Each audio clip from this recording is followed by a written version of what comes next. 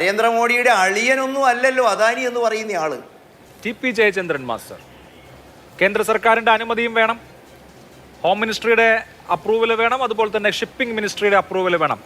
Port എന്ന് പറയുന്നത് ഒരു തന്ത്രപ്രധാന മേഖല കൂടിയാണല്ലോ. അപ്പോൾ ഇവിടെ കേരളം ചീഫ് സെക്രട്ടറി നേതൃത്വത്തിലൊരു സമിതിയൊക്കെ വെച്ച് സംസ്ഥാന താല്പര്യത്തിന് ഗുണകരമാണോ ഈ ഓഹരി കൈമാറ്റം എന്നൊക്കെ പരിശോധിക്കുന്നുണ്ട്.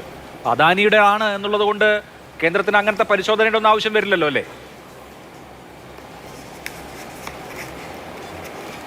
അത് അഭിലാഷിൻ്റെ അഭിപ്രായം മാത്രമായിട്ടാണ് ഞാൻ അതിനെ കാണുന്നത്. അഭിലാഷേ, നോക്കൂ, BJPക്ക് ഒരു നിലപാടേ ഉള്ളൂ. അത് അദാനി ആയാലും NSE ആയാലും ട്രംപ് ആയാലും ഇനി അങ്ങ് പാകിസ്ഥാനിലെ സർക്കാരായാലും ചൈനയായാലും ഈ രാജ്യത്തിൻ്റെ താല്പര്യം ഉയർത്തിപ്പിടിക്കാൻ ഏത് നിലപാടാണോ ആവശ്യം അതിനെ വളരെ കൃത്യമായി ഭാരതീയ ജനതാ പാർട്ടിയുടെ ഇന്നത്തെ മോദി സർക്കാർ അംഗീകരിക്കും. രാജ്യ താല്പര്യത്തിന് വിരുദ്ധമായ നിലപാട് ആരുടെ ഭാഗത്തു നിന്നുണ്ടായാലും, കാരണം നരേന്ദ്രമോദിയുടെ അളിയനൊന്നും അല്ലല്ലോ അദാനി എന്ന് പറയുന്ന ആള്. മാത്രമല്ല അഭിലാഷേ, നമ്മൾ ഒരു കാര്യം ഇവിടെ ചർച്ച ചെയ്യുമ്പോൾ മനസ്സിലാക്കേണ്ടത്, കേരളത്തിൻ്റെ മണ്ണിൽ നിന്നാണ് അഭിലാഷേ നമ്മൾ ചർച്ച ചെയ്യുന്നത്. രാഷ്ട്രീയ വരട്ടുവാദത്തിൻ്റെ ശവപ്പറമ്പാണ് കേരളം എന്ന് പറഞ്ഞാൽ അഭിലാഷ് വിയോജിക്കില്ല എന്നാണ് എൻ്റെ വിശ്വാസം. ഒരു കാലഘട്ടത്തിൽ നമ്മൾ കമ്പ്യൂട്ടർ വന്നപ്പോൾ വരട്ടുവാദത്തിൽ എതിർത്തു, കൊയ്ത്ത് യന്ത്രവും മെതിയന്ത്രവും വന്നപ്പോൾ നമ്മൾ എതിർത്തു, വിദേശ നിക്ഷേപം വന്നപ്പോൾ നമ്മൾ എതിർത്തു, സ്വാശ്രയ കോളേജ് വന്നപ്പോൾ നമ്മൾ എതിർത്തു. ആർക്കാണ് അഭിലാഷ ഇതുകൊണ്ട് നഷ്ടം വന്നത്?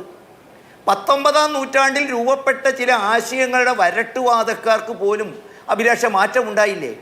പ്രതിപക്ഷത്തിരുന്നപ്പോൾ അദാനിയെ കറുപ്പിച്ചവർ ഭരണപക്ഷത്തെത്തുമ്പോൾ അദാനിയെ വെളുപ്പിക്കുന്നതും നമ്മൾ കണ്ടില്ലേ? ഒരു കാര്യം നമ്മൾ സമ്മതിക്കണം അഭിലാഷേ, നമ്മുടെ കയ്യിൽ ഇത്തരം കാര്യങ്ങൾ കൈകാര്യം ചെയ്യാനുള്ള ശക്തിയുള്ള സംവിധാനങ്ങളില്ല.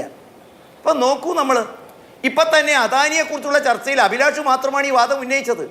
ഈ രണ്ട് കൂട്ടരും അദാനി ഇന്ന് ഇന്ത്യക്ക് അല്ലെങ്കിൽ ഇവർക്ക് അസ്വീകാര്യമാണെന്ന് ഇതുവരെ പറഞ്ഞിട്ടുണ്ടോ? ഇവരാരെങ്കിലും മെഡിറ്ററേനിയൻ ഷിപ്പിംഗ് കമ്പനി ഒരു വിദേശ കമ്പനി ആയതുകൊണ്ട് ഞങ്ങൾക്ക് അസ്വീകാര്യമാണെന്ന് പറഞ്ഞിട്ടുണ്ടോ? മറിച്ച് ഇപ്പം നമ്മൾ ചർച്ചയിലെത്തുന്ന ചില വാദഗതികൾ എന്താണ്? പ്രയർ പെർമിഷൻ എടുക്കേണ്ടവരോട് എടുത്തിട്ടില്ല, അത് മാത്രമാണ് ഏക തെറ്റ്. അദാനി ഇന്ന് വെളുപ്പിക്കപ്പെട്ടിരിക്കുന്നു. അദാനി കേരളത്തിലെ വികസനത്തിന് ആവശ്യമാണെന്ന് വന്നിരിക്കുന്നു. MSE എന്ന് പറയുന്ന വിദേശ കമ്പനി പോലും ഈ രാജ്യത്തിലെ തൊഴിലാളികൾ ചെറുപ്പക്കാർക്ക് തൊഴിൽ കിട്ടാനും സാങ്കേതിക വളർച്ചയ്ക്കും മുതൽ മുടക്കാനും അത് നാളെ കേരളത്തിന് കൈമാറാനും അവർ സന്നദ്ധമാണെങ്കിൽ അത് സ്വീകരിക്കണം എന്നുള്ള ഒരർത്ഥമുണ്ട്. പിന്നെ ഈ ചർച്ച നമ്മളിപ്പോൾ ഈ ചർച്ച എടുക്കാനുള്ള കാരണം എന്താണ്? ആത്മവഞ്ചന നടത്തിയ ചില പ്രത്യയശാസ്ത്രക്കാർ സ്വന്തം അണികളെ തെറ്റിദ്ധരിപ്പിച്ച് അവരെ തെരുവിലേക്ക് ഇറക്കി വിട്ട് രാജ്യവികസനം തടസ്സപ്പെടുത്തിയാലും ഞങ്ങൾക്ക് അധികാരമാണ് വലുത് എന്ന് ആ പാവപ്പെട്ട ഒരു തലമുറയെ വഞ്ചിച്ച് അത് സ്വന്തം നേതാക്കന്മാർക്ക് പോലും ബോധ്യം വരാനും ബോധ്യപ്പെടുത്താനും കഴിയാതെ അവരാണിപ്പോൾ തെരുവീതികളിൽ അല്ലെങ്കിൽ ഈ മീഡിയയിൽ വന്ന് നമ്മളിപ്പോൾ മാതൃഭൂമിയുടെ ചാനലിലെ വിലപ്പെട്ട സമയത്തിരുന്ന് ചർച്ച ചെയ്യേണ്ടി വരുന്നത്. പാർട്ടിയുടെ ഒരു നേതാവിന് സ്വീകാര്യമായ വാദഗതികളല്ല പാർട്ടിയിലെ ബഹുഭൂരിപക്ഷം ആളുകൾ പറയുന്നത്. പ്രതിപക്ഷത്തിരുന്നപ്പോഴുണ്ടാകുന്ന നിലപാടല്ല നമ്മളിവിടെ സ്വീകരിക്കുന്നത്. ഒരു കാര്യം നമ്മൾ അംഗീകരിച്ചുകൊണ്ട് അവസാനിപ്പിക്കണം. രാജ്യത്തിന്റെ താല്പര്യത്തിന് ഒരു കാര്യം അഭിലാഷ ഞാൻ പറഞ്ഞുകൊണ്ട് അവസാനിപ്പിക്കാം. മാഗി നൂഡിൽസ് ഞാൻ പണ്ട് പറഞ്ഞു എന്നാണ് എൻ്റെ ഓർമ്മ. മാഗി നൂഡിൽസിന്റെ ഉൽപ്പന്നങ്ങൾ ഈ രാജ്യത്തിലെ ജനങ്ങളുടെ ആരോഗ്യത്തിന് വിരുദ്ധമായപ്പോൾ ഒരു കരുണയും കൂടാതെ ആ ഉൽപ്പന്നങ്ങളെ ചൂളയിലിട്ട് കത്തിക്കുന്നതിൽ ഒരു മടിയും കാണിക്കാത്തൊരു സർക്കാരാണ്.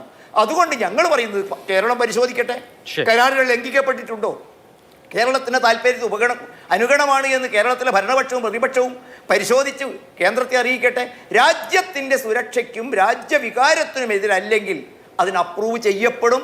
അതല്ല രാജ്യത്തിന് താല്പര്യത്തിന് വിരുദ്ധമാണെങ്കിൽ ഒരു സംശയവുമില്ല, ഞങ്ങൾ പറയുന്നു അത് നിരാകരിക്കപ്പെടും. കേന്ദ്ര ഗവൺമെന്റ് അനുമതി കൊടുക്കില്ല.